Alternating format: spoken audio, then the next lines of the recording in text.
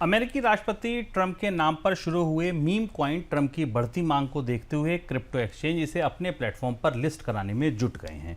3 एक्सचेंजों ने कहा है कि वे ट्रंप कॉइन को लिस्ट कराने जा रहे हैं। इस कॉइन को जनवरी में राष्ट्रपति ट्रंप की शपथ से पहले लॉन्च किया गया था। व्हाइट हाउस की तरफ से यह साफ कर दिया गया कि ट्रंप कॉइन और राष्ट्रपति कार्यालय के बीच किसी भी तरीके का कॉन्फ्लिक्ट ऑफ इंटरेस्ट नहीं है। सर, किस तरीके की गतिविधियां देखने को मिल रही हैं इस मीम कॉइन को लेकर एक्सचेंजों पर या दूसरे बाजारों में?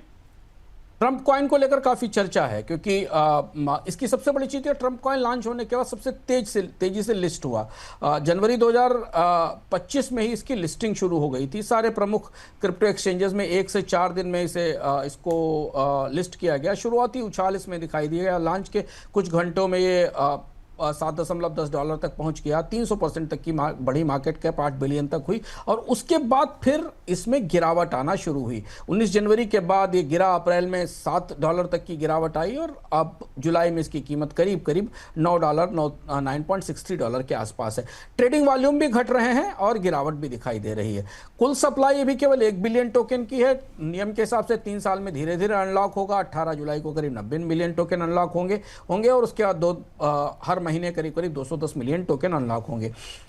माना जा रहा है कि इसका बड़ा फायदा, जो पूरी सप्लाई थी उसका बड़ा फायदा करीब करीब 45 बड़े वॉलेट्स को मिला है, जिन्होंने करीब $1.2 बिलियन कमाए हैं। एक्सचेंजेस ने $172 मिलियन ट्रेडिंग की फीस से कमाया है। लेकिन इसके अलावा जो 7 लाख से अधिक वॉलेट्स हैं उनको बड़ा नुकसान हुआ है। तो ट्रंप के कॉइन को लेकर अब बाजार में नए सिरे से चर्चा शुरू हुई है कि जिन एक्सचेंजेस ने इसे लिस्ट किया था, जिन वॉलेट्स ने खरीदा था, उनके लिए नुकसान का सौदा रहा या फायदे का सौदा रहा है। लेकिन एक बड़ा हिस्सा रिटेल निवेशकों का है जिनके लिए अभी इसे बड़ा फायदा नहीं हुआ है। इसके अलावा भी ट्रंप की कंपनी में निवेश को लेकर एक अलग अलग निवेशकों को लेकर भी बाजार में चर्चाएं हैं और ये समझने की कोशिश की जा रही है कि डोनाल्ड ट्रंप ट्रंप कॉइन के विस्तार की अगली योजनाएं क्या हैं। गोल्ड की कीमतें बढ़ने का असर ये हुआ कि गहनों की बिक्री पर इसका असर पड़ा, वो भी नकारात्मक। सिंपल सी बात है कि चीज़ महंगी हुई तो कम बिकी।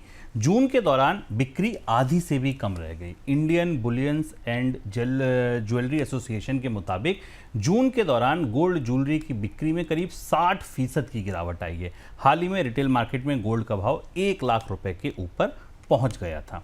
सर, सबसे ज़्यादा असर अब ये जो मांग गिरी है, इसका असर फिर और कहां आपको दिखेगा? गोल्ड का रिटेल ट्रेड बुरी तरह प्रभावित हो रहा है और 2 बड़ी चीजें हैं।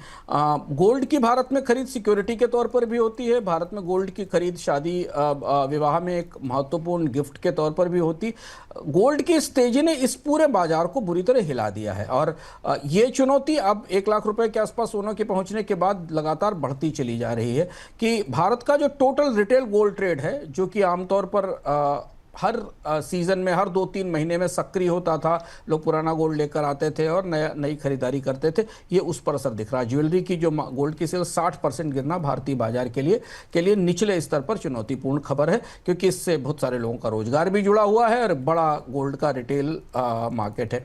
दूसरी तरफ इस तरीके के संकेत हैं कि अब शायद इसके सहारे जो लाइट ज्वेलरी है, हल्की ज्वेलरी है, उसकी मांग आने वाले समय में बढ़ेगी और वो उसके उत्पादन में या उसके निर्माण में बढ़ोतरी होगी। इससे अलग अगर आप देखें कि सोने को अगर ज्वेलरी की खरीद से हटा दें या रिटेल सेल से हटा दें, तो गोल्ड में जो लोगों का निवेश है ETF के माध्यम से या बॉन्ड या डिजिटल गोल्ड के माध्यम से, उसमें तो हमें बढ़ोतरी दिख रही है।